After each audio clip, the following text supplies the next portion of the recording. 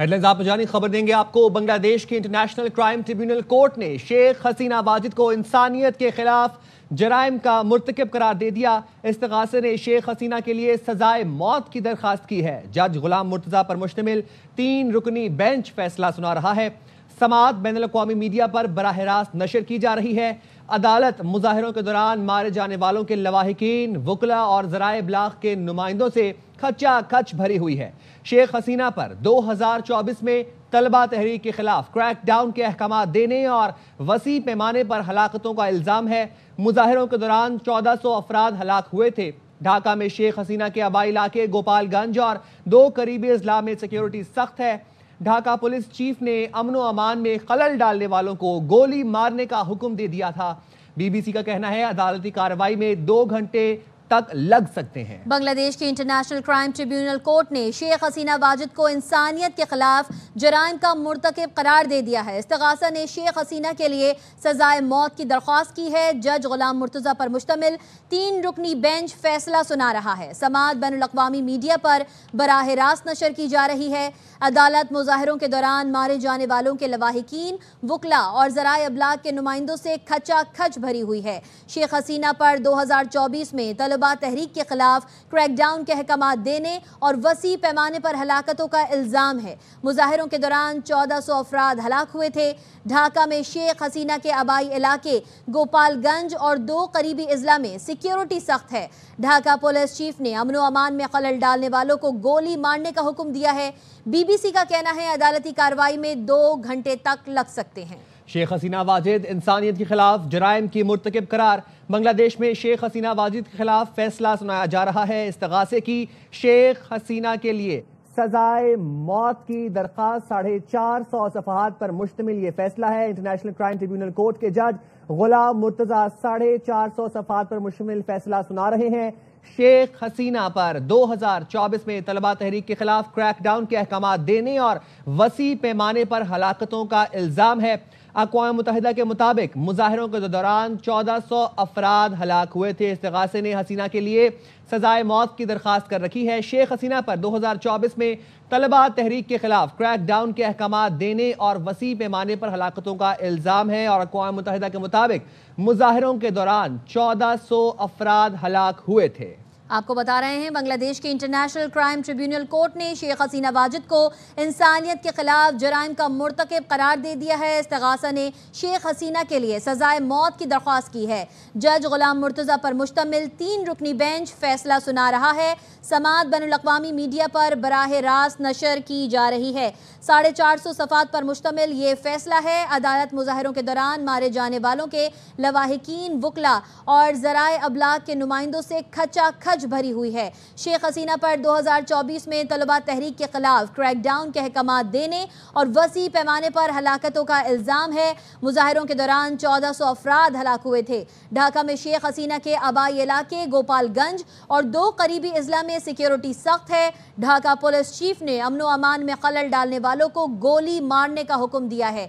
BBC का कहना है अदालती कार्रवाई में जानिब शेख हसीना के खिलाफ अदालती समाअत के दौरान बांग्लादेश में कशीदगी में मजीद इजाफा हो गया है। कई मुजाहिरीन को गिरफ्तार कर लिया गया है। ढाका में शेख हसीना के आबाई इलाके और उनकी जमात के गढ़ गोपालगंज और 2 करीबी अजला में सिक्योरिटी सख्त कर दी गई है। तो आपको बता रहे हैं बांग्लादेश में कशीदगी में मजीद इजाफा हो गया है। कई मुजाहिरीन को गिरफ्तार कर लिया गया है।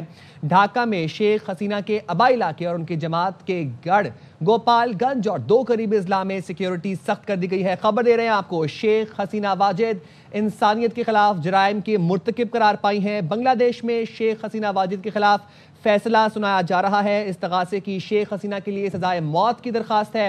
इंटरनेशनल क्राइम ट्रिब्यूनल कोर्ट के जज गुलाम मुर्तजा 450 सफ़हात पर मुश्तमिल फैसला सुना रहे हैं। शेख हसीना पर 2024 में तलबा तहरीक के खिलाफ क्रैक डाउन के अहकाम देने और वसी पैमाने पर हलाकतों का इल्ज़ाम है। आपको ये भी बताते चलें कि गुज़िश्ता साल एक बड़ी एहतजाजी तहरीक और मुजाहिरों के बाद शेख हसीना का 15 साल दौरे हुक्मरानी ख़त्म हुआ था और वो पड़ोसी मुल्क भारत चली गई थी اور اب بھی وہ وہیں پر مقیم ہیں۔ شیخ حسینہ کو جنگی جرائم کے الزامات کا سامنا ہے اور ان کے خلاف قائم مقدمات میں آج عدالت فیصلہ سنا رہی ہے۔ اس موقع پر دارالحکومت ڈھاکہ اور ملک کے کئی دوسرے حصوں میں نیم فوجی دستے اور پولیس بھی تعینات کی گئی ہے، کیونکہ شیخ حسینہ کی جماعت عوامی لیگ نے آج ملک گیر احتجاج کی کال بھی دے رکھی تھی۔ ایک خصوصی ٹریبیونل میں استغاثہ نے شیخ حسینہ کے لیے سزائے موت کا مطالبہ کیا ہے۔ ٹریبیونل نے گزشتہ ہفتے فیصلہ سنانے کے لیے آج پیر کا دن مقرر کیا تھا۔ آپ کو بتائیں کہ ذرائع کے مطابق شیخ حسینہ نے ایک آڈیو پیغام میں اپنے حامیوں پر بھی زور دیا ہے کہ وہ فیصلے کے بارے میں گھبراہٹ کا شکار نہ ہو۔ حسینہ واجد 1981 سے اپنے دہائیوں کے طویل سیاسی کریئر کے دوران کم از کم 19 قاتلانہ حملوں میں وہ بچ چکی ہیں۔ آپ کو بتا رہے ہیں یہ فیصلہ ایک ایسے وقت میں آنے والا ہے جب مقامی میڈیا نے اتوار کو ڈھاکہ میں دیسی ساختہ بموں کے نئے دھماکوں کی اطلاع بھی دی تھی، جس میں ایک بم دھماکے کا ایک مشیر کے گھر ان کے سامنے بھی ہوا تھا۔ سپریم کورٹ کے حکام نے اتوار کو آرمی ہیڈ کوارٹرز کو لکھے گئے خط میں فیصلے سے قبل ٹریبیونل کے احاطے کے ارد گرد فوجیوں کی تعیناتی کا کہا تھا۔ استغاثہ نے کہا کہ ٹریبیونل کے فیصلے کو بنگلہ دیش کے سرکاری ٹیلی ویژن اور دیگر ٹی وی چینلز پر براہ راست نشر کیا جا سکتا ہے۔ شیخ حسینہ کو گزشتہ سال 15 اگست کو بے دخل کر دیا گیا تھا اور وہ بھارت چلی گئی تھی۔ بنگلہ دیش میں طلبہ احتجاج کے دوران دیکھا گیا کہ ہزاروں شہری وزیر اعظم حسینہ کی سرکاری رہائش گاہ میں داخل ہوئے۔ مظاہرین نے سرکاری رہائش گاہ میں لوٹ مار کی۔ مظاہرین نے سرکاری رہائش گاہ کا قیمتی سامان لوٹا۔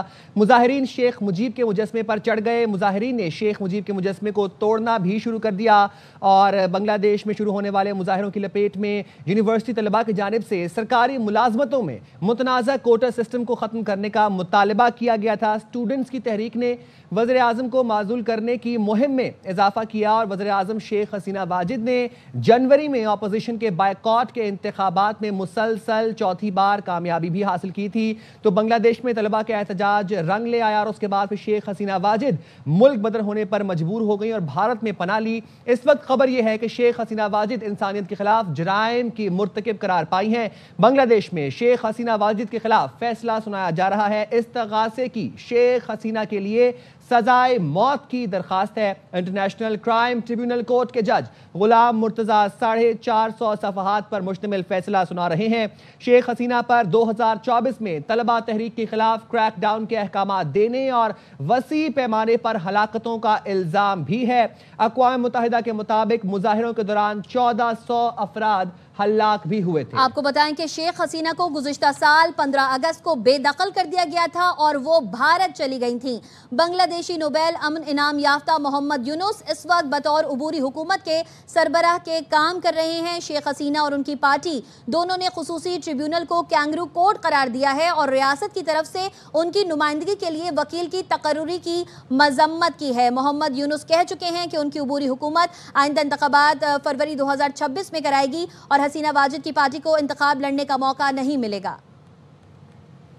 آپ کو بتا رہے ہیں شیخ حسینہ واجد انسانیت کے خلاف جرائم کی مرتکب قرار پائی ہیں۔ بنگلہ دیش میں شیخ حسینہ واجد کے خلاف فیصلہ سنایا جا رہا ہے۔ استغاثے کی شیخ حسینہ کے لیے سزائے موت کی درخواست انٹرنیشنل کرائم ٹریبیونل کورٹ کے جج غلام مرتضیٰ 450 صفحات پر مشتمل فیصلہ سنا رہے ہیں۔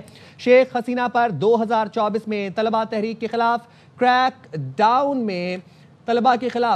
کے احکامات دینے اور وسیع پیمانے پر ہلاکتوں کا الزام بھی ہے۔ اقوام متحدہ کے مطابق مظاہروں کے دوران 1400 افراد ہلاک ہوئے تھے۔ آپ کو بتا رہے ہیں بنگلہ دیش میں طلبہ کے احتجاج کے دوران ہزاروں شہری وزیر اعظم حسینہ کی سرکاری رہائش گاہ میں داخل ہوئے۔ مظاہرین شیخ مجیب کے مجسمے پر چڑھ گئے۔ مظاہرین نے شیخ مجیب کے مجسمے کو توڑنا شروع کر دیا، جس کے بعد پھر بنگلہ دیش میں طلبہ کا احتجاج رنگ لے آیا اور شیخ حسینہ ملک بدر ہونے پر مجبور ہو گئی اور انہوں نے بھارت میں جا کر پھر پناہ بھی لی۔ بنگلہ دیش میں شروع ہونے والے مظاہروں کی لپیٹ میں یونیورسٹی طلباء کی جانب سے سرکاری ملازمتوں میں متنازع کوٹا سسٹم کو ختم کرنے کا مطالبہ کیا گیا تھا۔ اسٹوڈنٹس کی تحریک نے وزیر اعظم کو معزول کرنے کی مہم میں اضافہ کیا۔ وزیر اعظم شیخ حسینہ واجد جنوری میں اپوزیشن کے بائیکاٹ کے انتخابات میں مسلسل چوتھی بار کامیابی حاصل کر چکی تھیں۔ اس وقت خبر یہ ہے کہ انٹرنیشنل کرائم ٹریبیونل کورٹ کے جج غلام مرتضیٰ 450 صفحات پر مشتمل فیصلہ سنا رہے ہیں اور شیخ حسینہ واجد انسانیت کے خلاف جرائم کی مرتکب قرار پائی ہیں۔ بنگلہ دیش میں شیخ حسینہ واجد کے خلاف فیصلہ سنایا جا رہا ہے۔ شیخ حسینہ پر 2024 میں طلبہ تحریک کے خلاف کریک ڈاؤن کے احکامات دینے اور وسیع پیمانے پر ہلاکتوں کا الزام ہے۔ اقوام متحدہ کے مطابق مظاہروں کے دوران 1400 افراد ہلاک ہوئے تھے۔ To commit the atrocities in order to kill the protesters throughout the country. It has been disclosed by Chaudhry Abdullah Al Mamun in his testimony that a core committee consisting of Home Secretary Jahangir, Additional Home Secretary Political Mr. Tipu Sultan, Additional Secretary Reza Mustafa, SB Chief Monirul Islam, DB Chief Harun Rashid, RAB DG Barrister Harun Rashid, DMP Commissioner Habibur Rahman, DG of BGB Major General AKM Major General Ashrafuzzaman Siddiqui, DG of Ansar Major General AKM Aminul Haq, NTMC Chief Major General Ziaul Ahsan, DGFI Chief and NSI Chief used to hold meeting every night after 19 July 2024 at the residence of Home Minister Asaduzzaman Khan Kamal.